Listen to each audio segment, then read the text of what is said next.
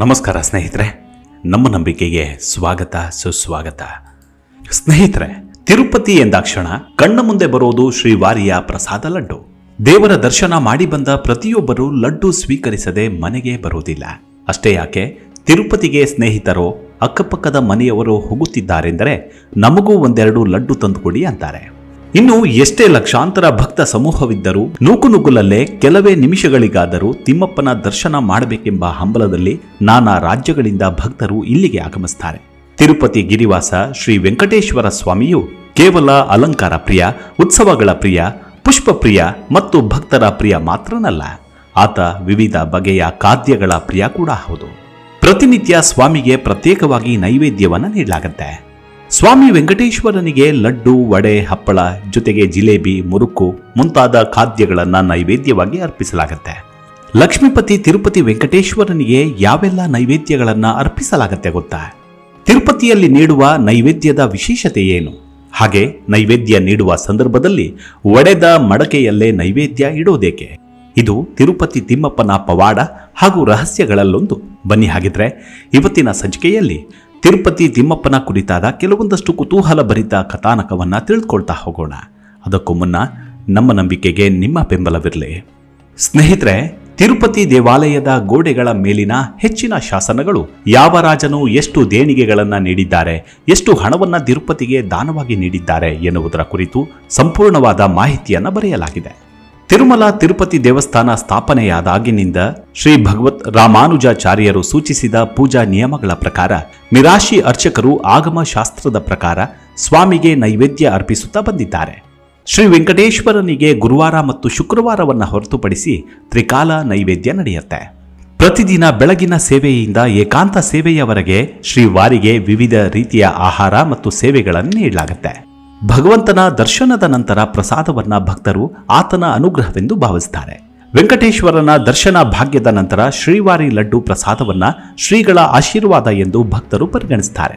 ಭಕ್ತರಿಗೆ ತಿಳಿದಿಲ್ಲದ ಅನೇಕ ಕೊಡುಗೆಗಳನ್ನ ಮೂಲ ಮೂರ್ತಿಗೆ ವರದಿ ಮಾಡಲಾಗುತ್ತೆ. ನಿತ್ಯ ಕೈಂಕರ್ಯಕ್ಕನುಗುಣವಾಗಿ ಅರ್ಚಕರು ಸ್ವಾಮಿಗೆ ಅಹವಾಲು ಸಲ್ಲಿಸುತ್ತಾರೆ.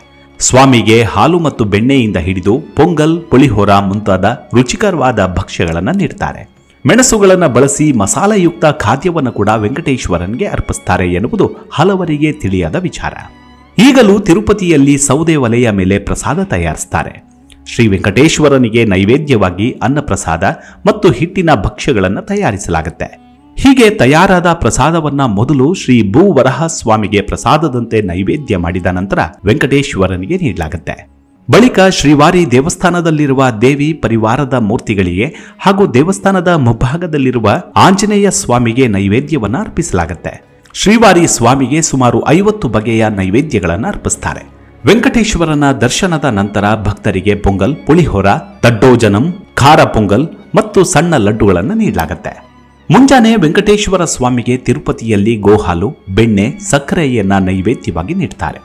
ನಂತರ ವೆಂಕಟೇಶ್ವರನಿಗೆ ಚಿನ್ನದ ಸಿಂಹಾಸನದ ಮೇಲೆ ಅಭಿಷೇಕವನ್ನ ಮಾಡಲಾಗುತ್ತೆ. ಮೊದಲ ಹಂತದ ನೈವೇದ್ಯವಾಗಿ ತಿಮ್ಮಪ್ಪನಿಗೆ ಮೊಸರು, ಬೆಣ್ಣೆ ಮತ್ತು ಕೆನೆಯಿಂದ ಮಾಡಿದ ನೈವೇದ್ಯವನ್ನ ಭಗವಂತನಿಗೆ ಅರ್ಪಿಸಲಾಗುತ್ತೆ. ಮಧ್ಯಾಹ್ನದ ಪೂಜೆಯ ನಂತರದ 2ನೇ ಹಂತದಲ್ಲಿ ನಿತ್ಯ ಅನ್ನಪ್ರಸಾದಗಳೊಂದಿಗೆ ಶುದ್ಧಾನಂ, ಪಾಯಸಂ ಮತ್ತು ಸಿರಾವನ್ನ ಅರ್ಪಿಸಲಾಗುತ್ತೆ. ಅಷ್ಟೋತ್ತರ ಶತ ನಾಮಾರ್ಚನೆಯ ನಂತರ ರಾತ್ರಿ 3ನೆಯ ಹಂತದಲ್ಲಿ ಅನ್ನಪ್ರಸಾದವಾಗಿ ಪೊಂಗಲ್, ಕದಂಬಂ ಮತ್ತು ಮುಲಾಹೋರ ಮುಂತಾದ ಖಾದ್ಯವನ್ನ ನೈವೇದ್ಯವಾಗಿ ಅರ್ಪಿಸಲಾಗುತ್ತೆ. ಸ್ವಾಮಿಯ ಪಾವಲಿಂ ಸೇವೆಯಲ್ಲಿ ಚೆನ್ನಾಗಿ ಕುದಿಸಿ ಕಲಸಿದ ಹಾಲು, ಹಣ್ಣುಗಳು, ಪಂಚಕಜ್ಜಾಯ, ಪಂಚಾಮೃತವನ್ನ ಇರಿಸಲಾಗುತ್ತೆ. ಹಾಗೆಯೇ ಏಕಾದಶಿ, ವೈಕುಂಠ ಏಕಾದಶಿಯಂತಹ ವಿಶೇಷ ಹಬ್ಬ ಹರಿದಿನಗಳಲ್ಲಿ ಸ್ವಾಮಿಗೆ ಕಡಲೆಕಾಯಿಯಿಂದ ಮಾಡಿದ ಖಾದ್ಯವನ್ನ ನೈವೇದ್ಯವಾಗಿ ಅರ್ಪಿಸಲಾಗುತ್ತೆ. ಪೆಸರುಪ್ಪು, ಪನ್ನಾರಂ, ಪಾನಕವನ್ನ ಸ್ವಾಮಿಗೆ ವಿಶೇಷ ನೈವೇದ್ಯವಾಗಿ ಅರ್ಪಿಸಲಾಗುತ್ತೆ.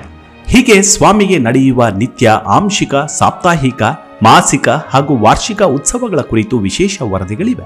ಶ್ರೀ ವೆಂಕಟೇಶ್ವರನು ತನ್ನ ನೋಟದಿಂದ ಎಲ್ಲ ಪದಾರ್ಥಗಳನ್ನು ಶುದ್ಧೀಕರಿಸ್ತಾನೆ ಮತ್ತು ಆನಂದಿಸ್ತಾನೆ ಮತ್ತು ಭಕ್ತರಿಗೆ ತನ್ನ ಭಕ್ತಿಯ ಸಿಂಚನವನ್ನ ಪ್ರಸಾದವಾಗಿ ನೀಡ್ತಾನೆ ಎಂಬ ನಂಬಿಕೆ ಇದೆ. ಅಷ್ಟಕ್ಕೂ ಇಡೀ ವಿಶ್ವದೊಡೆಯ ತಿಮ್ಮಪ್ಪನಿಗೆ ಒಡೆದ ಮಡಕೆಯಲ್ಲಿ ಯಾಕೆ ನೈವೇದ್ಯ ಇಡುತ್ತಾರೆ ಎಂಬುದೇ ನಿಜಕ್ಕೂ ಅಚ್ಚರಿ ಹಾಗೂ ಕುತೂಹಲ ಹುಟ್ಟಿಸುವಂಥದ್ದು. ಈ ಕುರಿತಾಗಿ ಒಂದು ದಂತಕತೆ ಕೂಡ ಇದೆ. ನಿತ್ಯ ಪ್ರಸಾದವು ಅನ್ನಪ್ರಸಾದ ಒಳಗೊಂಡಿರುತ್ತವೆ.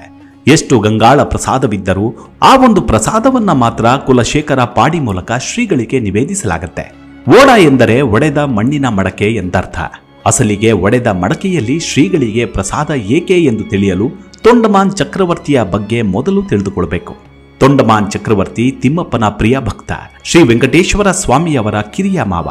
ರಾಜ ತೊಂಡಮಾನ್ ಅಪಾರ ಹೆಮ್ಮೆ ಹಾಗೂ ಭಕ್ತಿಯನ್ನ ಹೊಂದಿದ್ದರಂತೆ.